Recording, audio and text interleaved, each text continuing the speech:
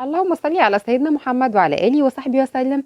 وصفتنا النهارده اقتصادية جدا. معايا كده نص كيلو من اللحمة المفرومة، ويكون مفروم معاها قطعة من الدهون أو قطعة من اللية. تمام، تعالوا نشوف البهارات بتاعتنا. معايا هنا ملح، فلفل أسود ذرة صغيرة، معايا نص معلقة من الكباب الصيني، معايا كمان معلقة صغيرة بابريكا، معايا 2 معلقة من الحلبة المطحونة، ومعايا كمان معلقة كبيرة من الثوم البودر. تمام، دي البهارات بتاعتنا، هسيبها لكم في صندوق الوصف. هفرم هنا بقى اللحمة المفرومة بتاعتي دي في الكبة، هفرمها طبعا عشان تبقى ناعمة جدا، وهبتدي بعد كده انزل عليها بالبهارات. تقدري طبعا تضيفي البهارات بتاعتك يعني في الكبة وانت بتفرمي اللحمة. جبت كمان معلقة كبيرة مليانة ثوم مفروم، فيما يعادل راس ثوم مفرومة. هبتدي كده اخلط المكونات بتاعتي دي كلها مع بعضها. تقدري زي ما احنا قلنا تضيفي كل البهارات دي في الكبه وتفرميها مع بعض، بس انا الحقيقه فضلت ان انا اعمل كده علشان انا عايزه اعمل زي ما انتم شايفين كده، افضل اعجن فيها علشان محتاجه ان هي برضو تتماسك شويه زياده. العجن ده هيخلي معايا البهارات والثوم والكلام ده كله يتجانس مع اللحمه والطعم ده كله، يعني ايه، يدخل كده ويعمل كده ميكس مع اللحمه وتبقى طعمها حلوه جدا. بالاضافه كمان اللي هي هتعمل تماسك حلو قوي. طيب، خلينا هنا نشوف النتيجه معايا هتطلع عامله ازاي. واحنا النهارده بنعمل ايه؟ احنا النهارده بنعمل يا جماعه البسطرمه. البسطرمه الاقتصاديه هتعمليها في 5 دقايق، حلو كده، مش هتاخد منك وقت خالص. عايزه اقول لكم ان النهارده كيلو البسطرمه عندي انا وصل ل 340 جنيه. على ايه؟ مش فاهمه. بعد ما قلبنا كل الكلام ده، فاضل عندنا مكون واحد، اللي هو اللون. لون غذائي لونه احمر، هاخد منه نقطتين بس. تقدري طبعا تستغني عنه خالص لو انت مش حابه تستخدميه. خدي بالك، هو بصي الدنيا يعني لون ايه، حاجه كده بسيطه خالص. نقطتين او 3 زي ما تحبي، بس ما تكتريش. بعد كده جبت كيس تلاجة، وبدأت اخد فيه معلقة، ما تكتريش، وهفرد. افرزي بايديكي، تمام، عندك اللي هي الفرادة دي او اللي هي النشابة بتاعت اللي بنفرد بيها العجين، تمام. بإزازة، بأي حاجة، المهم افردي بسمك رفيع جدا. خلي السمك بتاعها على قد ما تقدري يكون رفيع. طيب، هنا هقول لكم تكايه برضو، الحاجات دي انا اكتشفتها وانا بعملها. آه، القطعه بتاعه اللحمه اللي انت هتحطيها جوه الكيس، هتحطيها في بدايه الكيس خالص زي ما انت شفتي كده وانا بعمل، وابدأي انزلي بيها كده على تحت. خرجي كل الهواء اللي في الكيس، طلعي الهواء ده كله، وابتدي كده افردي وبططيها كده زي ما انتم شايفين. احنا محتاجين يكون السمك بتاعها رفيع جدا، يعني ما تخليهاش تخينه، احنا مش محتاجينها تخينه في اي حاجه، فخلي السمك بتاعها رفيع. عايزه اقول لكم هتطلع عامله وكانك مقطعاها بالمكنه بالظبط. يعني نفس، يعني زي ما احنا بنجيبها كده متقطعه رفيعه جدا من السوبر ماركت بالمكنه، هتطلع زيها بالظبط. وهوريكم دلوقتي السمك بتاعها هيبقى عامل ازاي. طب احنا هنا بعد ما فردناها، باجي كده بظهر السكينه وابتدي يعني ايه اقسم كده، بحيث ان انا ايه اخليها قطع صغيره. انا مش بقطع ولا حاجه، انا ماشيه بظهر السكينه يا جماعه. بصوا الشكل، انا هنا عملتها على شكل مربعات. تقدري ما تعمليش الحركه دي خالص، الخطوه دي تقدري ما تعمليهاش وتخليها قطعه واحده، وبعد ما تيجي تستخدميها تبقي تقطعي براحتك. بس انا حبيت، يعني انا هعمل كده وهعمل كده، وانتي وراحتك، اللي يريحك اعمليه.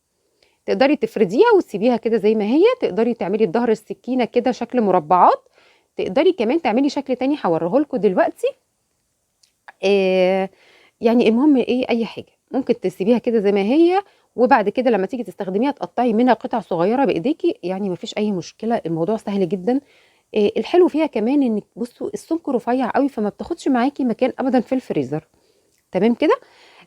هنا بعد ما احنا هنفرد الكلام ده كله، هنبتدي بعد كده ان احنا ندخلها الفريزر علشان تتجمد تماما. لازم تكون يعني تتجمد، هي هتتحفظ اصلا في الفريزر. تمام كده. طيب، خلينا هنا نقول ايه الفرق ما بينها وما بين البسطرمه بتاعتنا. البسطرمه بتاعتنا ممكن ناخد منها قطعه نيه او حاجه كده، دي ما ينفعش تتاكل نيه يا جماعه، دي لحمه برده في الاول وفي الاخر، دي برده لحمه نيه ولازم تتاكل مستويه. طيب، انا عرفت، عايزه اقول لكم ان، خليني بس اقول لكم الخطوه دي. ده شكل تاني هنا عملته، دواير كده. عايزه اقول لكم ان الحقيقه الوصفه دي انا شفتها في قناه امة الله، الحقيقه تسلم ايديها، الوصفه هايله. عايزه اقول لكم ان انا كنت قلقانه قوي قوي من اضافه الحلبه المطحونه، كنت حاسه ان هي هتعمل معايا مراره وكنت خايفه منها قوي. فانا لما جربتها بصراحه، شفتها عندها وجربتها، النتيجه وهميه، نفس نتيجه البسطرمه بالظبط. بصوا الشكل بتاع الدواير ده تحفه جدا، بسم الله ما شاء الله عليه. بالاضافه كمان الى ان انت النهارده بتشتري بسطرمه من بره لا ليها طعم ولا ليها ريحه. عايزه اقول لك البسطرمه دي هتحسسك وترجعك لايام زمان، البسطرمه اللي ليها ريحه. والله والله يا جماعه وبدون حلفان قسما بالله ريحه البسطرمه هنا مسكت في ايدي لمده يومين. فنصيحه مني يعني لما تيجي تستخدميها البسي جوانتي في ايديكي عشان جوزك ما يكرهكيش. تمام كده، لان ريحتها بتمسك فعلا في الايد باليومين. الطعم بتاعها حلو جدا. استخدمي البهارات اللي انا قلت لك عليها وهسيبها لك في صندوق الوصف. الوصفه هايله هايله هايله. قولوا لي بقى واكتبوا لي في الكومنتات كيلو البسطرمه وصل عندكم لكام النهارده، لان النهارده بقى كل مكان بسعر. كده احنا خلصنا الكميه، عملوا معانا بسم الله ما شاء الله كميه كبيره. تخيلوا دول لو جبناهم من السوبر ماركت هيعملوا كام. طيب في نفس الوقت النهارده يعني الدنيا كلها بقت غاليه قوي، واحنا بنحاول نقتصد بس نعمل الحاجه القريبه من الوصفه، مش اقتصاد وخلاص. تمام كده. في الوقت ده احنا هنا بعد ما خلصنا هناخدها وندخلها الفريزر. لازم تتجمد، وبمعنى اصح انا هحفظها في الفريزر، كل ما هحتاج استخدمها هطلع منها واستخدم. طيب ده كان شكلها بعد ما اتجمدت وخرجناها من الفريزر اهي. حبيت برضو ان انا اوريها لكم معايا. دي الكميه اللي احنا عملناها. عملنا طبعا زي ما احنا شفنا اللي هي الشكل بتاع المربعات، وكمان عملنا هنا شكل اللي هو الدواير ده. عايزه اقول لكم ان الدواير ده مدي شكل شبه السلامي بالظبط، شكله حلو قوي قوي وكيوت كده وشكله حلو جدا، يعني من حاجه بسيطه جدا. يعني بسيطه ومكلفتناش حاجه، وبهارات من عندنا ومكونات من عندنا. عملنا حاجه نظيفه بسعر اقتصادي مش مكلف قوي بالنسبه يعني طبعا لان احنا هنشتريها من بره، فهي مش مكلفه قوي يعني زي اللي من بره. النتيجه بتاعتها طلعت احلى من اللي بره وانضف بمنتهى الامانه. البسطرمه النهارده ما بقاش ليها طعم زي زمان بمنتهى الامانه، ولا اي حاجه ليها طعم زي زمان. لا انا لما جربت الوصفه دي بمنتهى الامانه حلوه قوي. زي ما قلت لكم كنت قلقانه اضيف الحلبه، ضيفيها وانت مش خايفه، ملهاش اي طعم خالص مراره اطلاقا.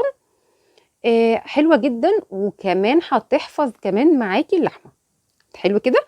هنا بصوا انا كنت بقطع زي ما انتم شايفين الدواير، والقطع الصغيره اللي بتطلع مني دي اللي هي الفرق ما بين الدايره والدايره دي ممكن نستخدمها في البيت بالبسطرمه، في البيتزا، في اي حاجه. وهعمل معاكم وصفات كتير منها البسطرمه دي هنشوفها مع بعض في الايام اللي جايه باذن الله.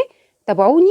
عايزه اقول لكم كمان لو عجبكم الفيديو ده اكتبوا لي في الكومنتات بتاعتكم. ما تنسيش لو مكمله معايا لغايه دلوقتي تحطي لي بقى لايك واشتراك في القناه، وكمان فعلي زر الجرس على الكل عشان يوصلك مني باذن الله كل جديد. لو عجبكم الفيديو ده اكتبوا لي وقولوا لي ان انتوا حابين الحاجات دي، نبتدي نشتغل في المصنعات الاقتصاديه اللي هي الحاجه اللي مش مكلفه، اللي احنا نقدر نعملها زي بره تديني نفس النتيجه بس بطريقه اقتصاديه. وبألف هنا وشفا.